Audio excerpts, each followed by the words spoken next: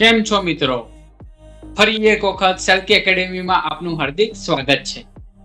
આજે આપણે એથિકલ હેકિંગના 5 ફેઝિસ શીખીશું. 5 ફેઝિસ એટલે શું? એટલે કે 5 તબક્કા. વોટ ઇઝ તબક્કા? એટલે કે જે સ્ટેપમાં એથિકલ હેકિંગ કરવામાં આવે છે તે 5 સ્ટેપ વિશે આપણે ડિટેલમાં જાણીશું. પહેલા આપણે થિયરી જોઈશું અને આગામી વિડીયોની અંદર આપણે પ્રેક્ટિકલ શીખીશું. તો લેટ્સ ગેટ સ્ટાર્ટેડ.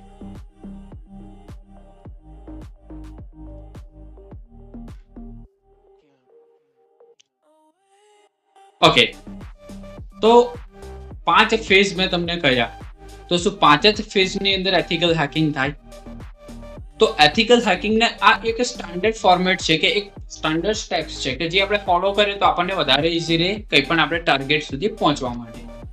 તો તેનું પહેલું જે ફેઝ છે જેનું નામ છે રેકોનેન્સ, જેને આપણે એવું કહી શકીએ છીએ ફૂટપ્રિન્ટિંગ.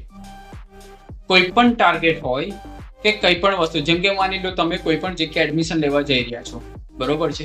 હવે તમે કોઈ પણ કોર્સ કે કોઈ પણ એડમિશન લેશો તો એડમિશન લેતા પહેલા તમે શું કરશો? 4 જણને પૂછશો કે આ યુનિવર્સિટી કેવી છે, આ કોર્સ કરાય કે કેમ, કે પછી તેના ટીચર્સ કેવા છે, ફેકલ્ટીઝ કેવી છે, તેની લેબ્સ કેવી રીતના છે, તે ડેવલપ છે કે કેમ.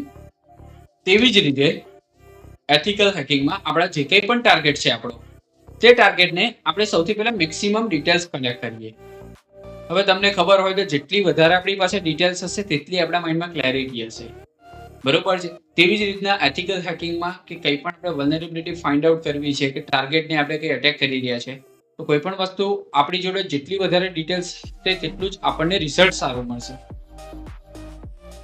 હવે જે કંઈ પણ તમે આ 5 સ્ટેપ્સ કરશો તો તેનાથી આપણને બેનિફિટ શું? તો આપણને વલ્નરેબિલિટી મળશે. વલ્નરેબિલિટી એટલે કે ખામી, એટલે કે જે કંઈ બી વેબસાઇટ બનાવેલી છે, કોઈ વેબ સર્વર છે કે વેબ એપ્લિકેશન છે, તો તેની અંદર કોઈ ખામી રહેલી છે જેના દ્વારા હેકર અટેક કરી શકે છે કે તેને એક્સપ્લોઇટ એટલે કે તોડી શકે છે કે હેક કરી શકે છે, તો તે બચાવી શકાય છે. તો તે વલ્નરેબિલિટી આપણને મળે છે. બીજું છે કે જે રેકોનન્સ છે એટલે કે ફૂટપ્રિન્ટિંગ છે, તો તેના 2 ટાઈપ છે. એક છે એક્ટિવ રેકોનન્સ એટલે કે એક્ટિવ ફૂટપ્રિન્ટિંગ, બીજું છે passive footprinting. What is active and what is passive? તો મારે જેમ કે મારી ઓફિસ છે, રાઈટ, મારી ઓફિસની અંદર કોઈ પણ વ્યક્તિ કોર્સ કરવો છે. કોર્સ કરવા માટે ડાયરેક્ટલી ઓફિસે આવે અને ડાયરેક્ટલી મારું કોમ્યુનિકેશન કરે કે તમારો કોર્સ શું છે, કેમનું છે, કેવી પ્રેક્ટિકલ્સ છે, કેટલી લેબ સોલ્વ કરાવશો, કે કેટલું ડ્યુરેશન છે, શું ફીસ છે. તો ધેટ ઇઝ કોલ્ડ એક્ટિવ, એટલે કે તે ડાયરેક્ટલી ટાર્ગેટ સાથે તે ઇન્ફોર્મેશન કલેક્ટ કરે છે. બીજું છે પેસિવ, કે મારી વેબસાઇટ ઉપર જઈને ડિટેલ્સ કલેક્ટ કરે કે કોઈ પાસ્ટ મારો સ્ટુડન્ટ હોય કે એટલે કે બીજા કોઈ દ્વારા, મારા સિવાય બીજા કોઈ દ્વારા ડિટેલ્સ કલેક્ટ કરે, ધેટ ઇઝ કોલ્ડ પેસિવ ફૂટપ્રિન્ટિંગ, બરોબર છે. હવે જે પેસિવ ફૂટપ્રિન્ટિંગ છે તો તેમાં પબ્લિક રેકોર્ડ્સ છે, સોશિયલ મિડિયા છે, વેબસાઇટ છે, કોઈ વ્યક્તિને પૂછીને કરે તો તે પેસિવ છે. એટલે કે ડાયરેક્ટલી ટાર્ગેટ વગર, ટાર્ગેટનું ઇન્ટરેક્શન વગર જે કંઈ પણ ડિટેલ્સ કલેક્ટ કરવામાં આવે તેને આપણે પેસિવ ફૂટપ્રિન્ટિંગ કહીશું. એક એક્ઝામ્પલ, પેસિવનું પણ એક એક્ઝામ્પલ જોઈએ અને એક્ટિવનું પણ એક એક્ઝામ્પલ જોઈએ. જેમ મેં એક્ઝામ્પલ તમને પહેલા એક્ટિવનું આપ્યું કે કોઈ પણ સ્ટુડન્ટની કોર્સ કરવો છે ડાયરેક્ટ મારી જોડે આવે તો તે છે એક્ટિવ ફૂટપ્રિન્ટિંગ. પણ હવે માની લો પેસિવ ફૂટપ્રિન્ટિંગ, મારે ગૂગલની કોઈ ડિટેલ્સ કલેક્ટ કરવી છે. ડાયરેક્ટલી મારે ચેરમેન જોડે જઈને કે પછી સુંદર પિચાઈ જોડે જઈને આપણે કોઈ પણ ડિટેલ્સ તો કલેક્ટ કરી નહીં શકીએ. ના, એ તો આપણને મળવાની પરમિશન મળશે, અને કદાચ પરમિશન મળે તો તે આપણને ટાઈમ કેટલો આપે? 5, 10, 15, 20 મિનિટ, એનાથી વધારે નહીં, કેમ કે બહુ બિઝી હોય તે. પણ આપણે ડિટેલ્સ કલેક્ટ કરવી છે, તો વોટ શુડ વી ડુ? આપણે શું કરીશું? તો આપણે શું કરીશું? જે કંઈ પણ તેના એમ્પ્લોય છે, તેના લેફ્ટ હેન્ડ રાઈટ હેન્ડ છે, કે પછી કંપનીની અંદરના જે કોઈ બી તેમને રેપ્યુટેડ કે પછી હાઈ ઓથોરિટીઝ છે, તો તેમાંથી કોઈને આપણે એક મિત્ર બનાવીશું. ધીરે ધીરે મિત્રની આપણે જે કંઈ બી રિલેશનશિપ કહીએ તેને આપણે મેન્ટેન કરીશું, એટલે ગાઢ મિત્રતા કરીશું. પછી આપણે તેના જોડેથી ડિટેલ્સ કલેક્ટ કરીશું. તેને સોશિયલ એન્જિનિયરિંગ પણ કહેવાય. પણ આપણે આપણા ટાર્ગેટ જોડે ગયા વગર આપણે બીજા દ્વારા ડિટેલ્સ કલેક્ટ કરી, તો તે પેસિવ ફૂટપ્રિન્ટિંગ છે. તો આ બંને જે છે એક્ઝામ્પલ છે. નેટવર્કની વાત કરીએ તો નેટવર્કમાં પણ તેવું હોય છે કે આપણે પેસિવ એટલે કે જેમ કે Nmap દ્વારા કરીએ, બરોબર છે. હવે તમે ઘણી બધી એવી વેબસાઇટ છે, નેટક્રાફ્ટ કરીને છે, પછી નેટટૂલ્સ કરીને છે, જેમાંથી આપણને ડિટેલ્સ કલેક્ટ થતી હોય છે, તો તેને આપણે પેસિવ ફૂટપ્રિન્ટિંગ કહીશું. કયા કયા ટૂલ્સનો ઉપયોગ કરીશું? જેમ કે કોઈ ડોમેન નેમ છે, ડોમેન નેમ એટલે કે વેબસાઇટનું નામ. હવે જે વેબસાઇટનું નામ છે તે કોના નામે રજીસ્ટર છે, ક્યારે પરચેસ કર્યું હતું, ક્યારે એક્સપાયર થશે, કયા નેમ સર્વર છે એટલે તેનું હોસ્ટિંગ કયું છે, તેનું સર્વર કયું છે, તેની ડિટેલ્સ જોઈતી હોય તો આપણે વોઇસ ડેટાબેઝનો ઉપયોગ કરવો પડે. વોઇસ એક એવો ડેટાબેઝ છે કે જેમાં દરેક ડોમેનનું ડિટેલ્સ ત્યાં આગળ સેવ છે, એટલે કે તે ડેટાબેઝમાં મેન્ટેન થાય છે. તો તે છે વોઇસ ડેટાબેઝ. પછી છે Nmap. આપણે નેટવર્કને લગતી કોઈ પણ ડિટેલ્સ જોઈતી હોય તો આપણે Nmap ટૂલનો ઉપયોગ કરીશું. પછી છે Meltego. Meltego એક એવું ટૂલ છે જે ઇન્ફોર્મેશન ગેધરિંગ ટૂલ છે કે જે રિલેશનશિપ પણ નીકાળીને આપે. રિલેશનશિપ એટલે કે આપણે ગર્લ અને બોય વાળા રિલેશનશિપની વાત નથી અહીંયા.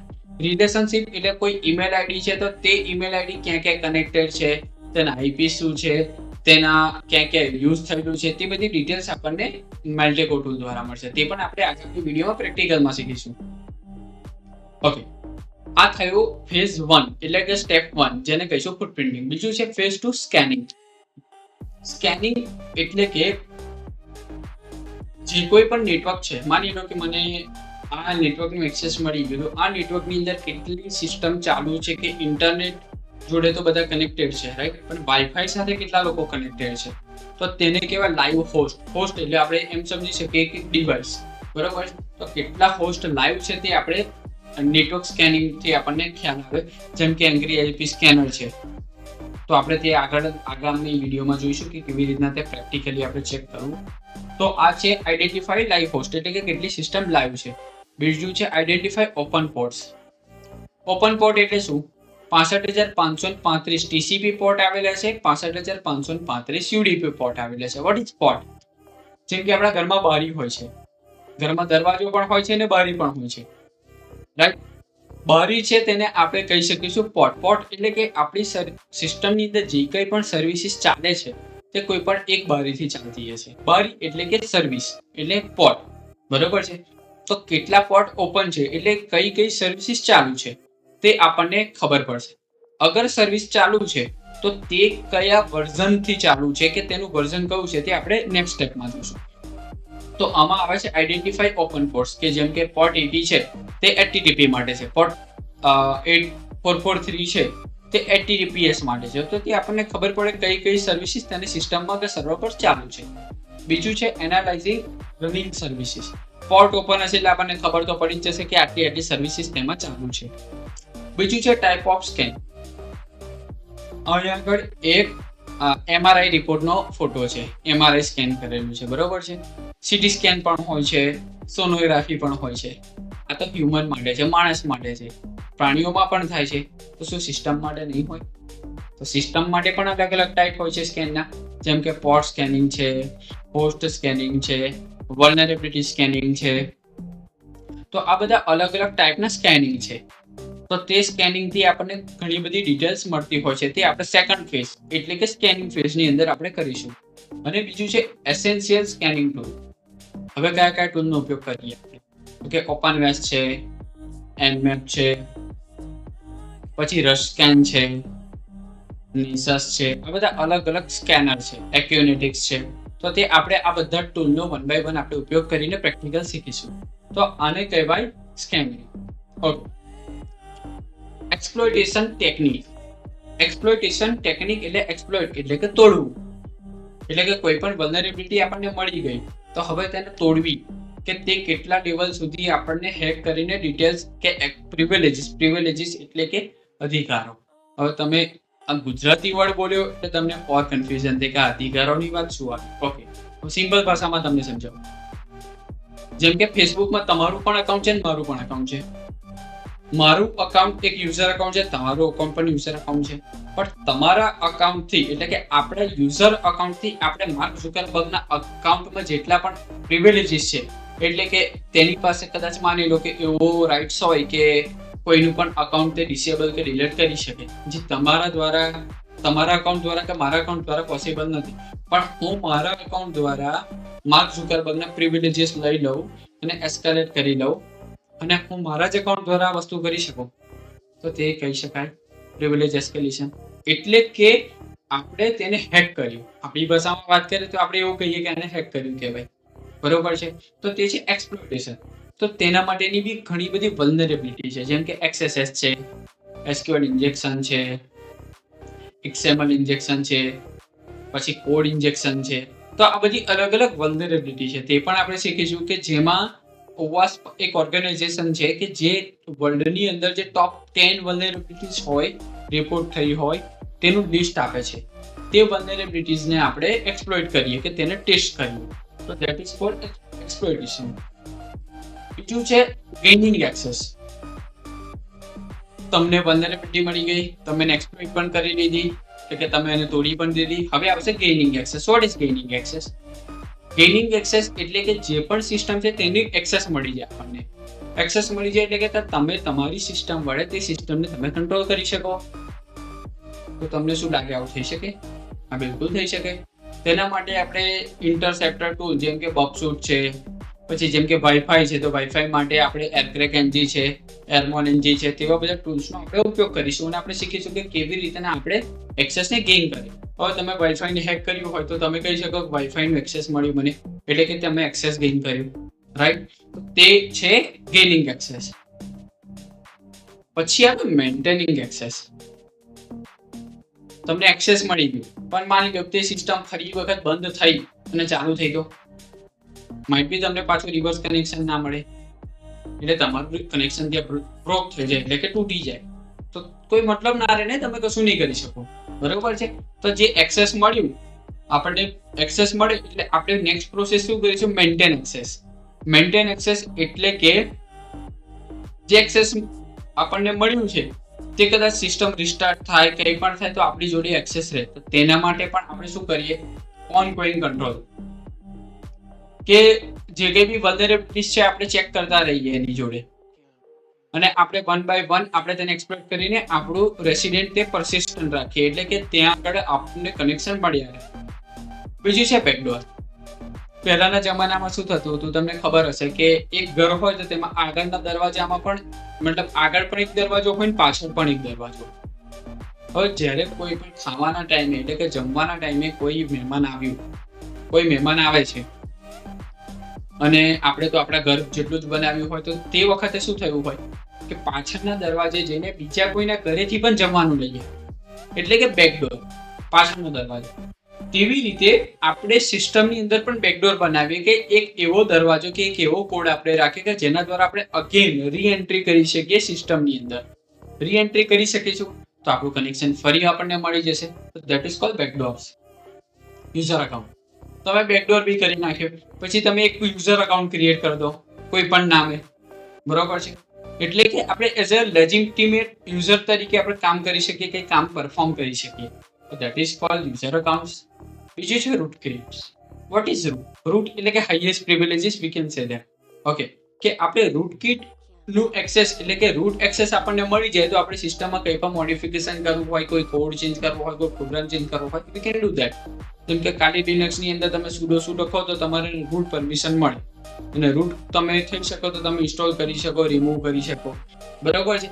તો રૂટકીટ એટલે કે તે રૂટ લેવલે જઈને ઇન્સ્ટોલ થઈ જાય છે અને પોતે હાઇડ થઈ જાય છે. એટલે કે જે કોડ આપણને હાઇડ કરી દે કે જ્યારે પણ તમે સિસ્ટમને રિસ્ટાર્ટ કરો કે કંઈ પણ કરો, અપડેટ કરો, અપગ્રેડ કરો, તો રૂટકીટ જે છે તે આપણને ફરી વખત કનેક્શન આપી દે. એટલે કે આપણે આપણું કનેક્શન જે છે તે આપણું પરસિસ્ટન્ટ, એટલે આપણે તે સર્વરમાં આપણું ઘર લઈ લીધું તેવું આપણે કહી શકીએ. ઓકે, તો ધેટ ઇઝ કોલ્ડ રૂટકીટ્સ. ઓકે, હવે આવે છે કવરિંગ ટ્રેક્સ. અહીંયા કાળા કલરમાં લખ્યું છે, એટલા માટે લખ્યું છે મારો ફેવરેટ કાળો કલર છે એટલે. કવરિંગ ટ્રેક્સ એટલે કે આ હેકિંગનું 5મું ફેઝ છે. કવરિંગ ટ્રેક્સ એટલે કે તમે જે કંઈ બી કામ કર્યું તેના પણ લોગ્સ બનતી હોય, ઇવેન્ટ્સ બનતી હોય, સિસ્ટમની અંદર સ્ટોર થતી હોય, સેવ થતી હોય, તેને આપણે રિમૂવ કરી દેવું, ડિલીટ કરી દેવું. એટલે જેમ કે જ્યારે ચોર કોઈ બી ચોરી કરી હોય તો છેલ્લા તેમના પગલા હોય તે ભૂસી નાખે, એટલે આપણને ખબર ના પડે કે તે ક્યાંથી આવ્યો અને ક્યાં ગયો. તેવી રીતે સિસ્ટમમાં પણ હોય. તો તેના માટે કવરિંગ ટ્રેક્સ છે. તો કવરિંગ ટ્રેક્સનો પર્પઝ શું કે કદાચ કોઈ ફોરેન્સિક કરે કે ડિટેક્શન કરે તો આપણને ક્યાંથી એન્ટર થયો અને ક્યાંથી એક્ઝિટ લીધી તે ખ્યાલ ના આવે. એટલે કયા આઈપી થી આવ્યા, ક્યાં ગયા, શું છે શું નહીં, ક્યાં કયા ટાસ્ક પરફોર્મ કર્યા તે ખબર ના પડે. ક્લિયરિંગ લોગ્સ મેં તમને કહ્યું કે તમે કંઈ પણ વસ્તુ કરો છો, કોઈ કમાન્ડ રન કરો છો, કોઈ સેટિંગ ચેન્જ કરો છો, તો તે દરેકના લોગ બને છે. તો દરેકના લોગ બને છે તો તે શું ખરેખર જો ડિલીટ થઈ જાય તો કોઈ જે ફોરેન્સિક કરે છે કે સિસ્ટમ એડમિનિસ્ટ્રેટર હોય તો તેને ખબર ન પડે કે ખરેખર શું થયું હતું. તો છે ક્લિયરિંગ લોગ્સ. પછી યુઝિંગ એન્ક્રિપ્શન, કંઈ પણ ટાસ્ક કમાન્ડ કે પછી કંઈ પણ ફાઇલ્સ લાવી હોય, ટ્રાન્સફર કરવી હોય તો તેના માટે ઇન્ક્રિપ્શનનો યુઝ કરે છે, જેના દ્વારા ખ્યાલ ના આવે કે શું ડેટા છે, શું ઇન્ક્રિપ્શન કરેલો ફાઇલ છે. તેના માટે તે ઇન્ક્રિપ્શન યુઝ કરવું. પછી જે મોડિફાઈંગ ટાઈમ સ્ટેમ્પ, જેમ તમને ખબર હોય કે હમણાં એર ઇન્ડિયાનું પ્લેન ક્રેશ થયું તો તેમના માટે એક સેકન્ડ બહુ કિંમતી હોય. બરોબર છે કે એક સેકન્ડે શું થયું, આ સેકન્ડે શું થયું, તેમની પાસે તે ડિટેલ્સ આવે, તેને કહેવાય ટાઈમ સ્ટેમ્પ. સેકન્ડ વાઇઝ જે ડિટેલ્સ હોય તેને ટાઈમ સ્ટેમ્પ કહેવાય. તેમ એથિકલ હાકિંગમાં કે સિસ્ટમની અંદર તમે કંઈ પણ કરો છો તો તેનું સેકન્ડ વાઇઝ તે ટાઈમ સ્ટેમ્પ બનતું હોય છે. તેનાથી કંઈ પણ વસ્તુ ઇન્વેસ્ટિગેટ કરવી ઇઝી રહે છે આપણા. હવે તમે માની લો કે ટાઈમ સ્ટેમ્પ છે, હવે મેં કામ કર્યું કે મેં કંઈ બી મેલેસિયસ કર્યું કામ 5 વાગે 2 મિનિટે અને 2 સેકન્ડે કર્યું, પણ મેં તેનો ટાઈમ બદલી નાખ્યો, લોગ્સ રહેવા દીધા કે જે ટાઈમ સ્ટેમ્પ વાળા લોગ્સ છે તે ઉપર નીચે કરી નાખ્યા અને જે ટાઈમ છે બિલકુલ બદલી નાખ્યો કે 5 ના બદલે 10 વાગ્યાનો, 2 મિનિટના બદલે 5 મિનિટ કરી નાખી. એટલે જે કંઈ બી જે એનાલાઇઝર હશે કે જે ઇન્વેસ્ટિગેટર હશે તેને કંઈ પણ વસ્તુ એનાલિસિસ કરવું અઘરું બની જશે. કેમ કે આપણે તેને મિસગાઈડ કરી દીધું. તો આ છે હેકિંગનો 5મો ફેઝ કે જે સૌથી લાસ્ટ ફેઝ છે. આવા વિડીયો જોવા માટે સર્કી એકેડેમી ચેનલને સબસ્ક્રાઇબ કરો, લાઈક કરો, શેર કરો. અને તમને કોઈ પણ ટોપિક વિશે ગુજરાતી ભાષામાં શીખવું હોય એથિકલ હેકિંગ સાયબર સિક્યોરિટીમાં તો તમે કોમેન્ટ બોક્સમાં કોમેન્ટ કરો.